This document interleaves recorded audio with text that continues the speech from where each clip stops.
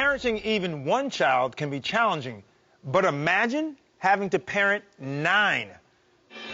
When my husband and I first got married, he was just fresh out of law school. He worked his way up to become the district attorney, and then eventually he ran for Congress, and he was in Congress for over 9 years. Sean and I did not know that we were going to have such a big family when we got married. In fact, if you told us that we were going to have 9 kids, we probably wouldn't have believed you.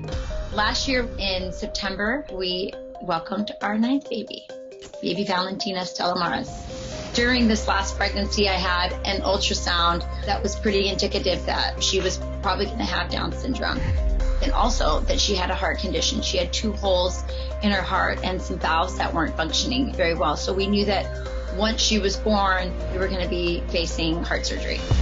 I think for Sean and I, family is always first, and being in politics with the family is a lot. So we just made that decision as a family.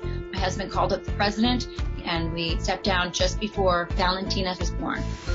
When she was born, because she had Down syndrome and the heart condition, both of those factors made it difficult for her to eat. And so she was in the NICU for 7 weeks. Soon, she was about 6-7 months old. She'd be big enough to have heart surgery. Suddenly, COVID hit. We got the surgery done right before it got really bad in Chicago. I was pretty nervous, and it's hard handing a baby over to doctors and going to a waiting room and sitting for 7 hours. She came out of that surgery, and it's scary. There's tubes and everything coming out of her. It's just only 6 months old. She looked scared, and that was really heartbreaking. But we took her home in 5 days. So Valentina is like the only thing this family agrees on. Like, everyone loves her. She's like the family favorite. She's sweet, she's growing, she's doing well, and I think she's going to be on a good path. So Rachel Campos-Duffy and her family are joining us today via Zoom. Welcome, Rachel. Hi, thank you for having me. We're partially all here. I was going to say, it's hard to get us all in the same room. So we got, how many? We got 6 here? Yep, 6 of them here. I got 2 off at college and a 14-year-old who, I couldn't convince to get on. So 9 kids, you got to have the parenting down to a science. What advice would you give our viewers at home? A lot of parents are home right now. They're having to be teachers for the first time.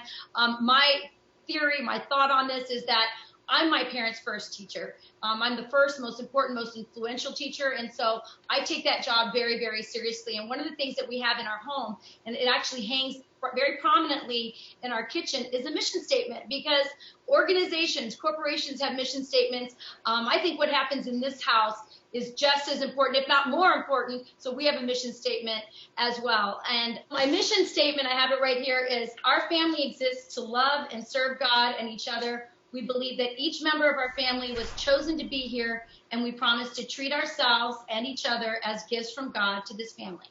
And that's our mission. It's pretty simple. I also have a mommy motto.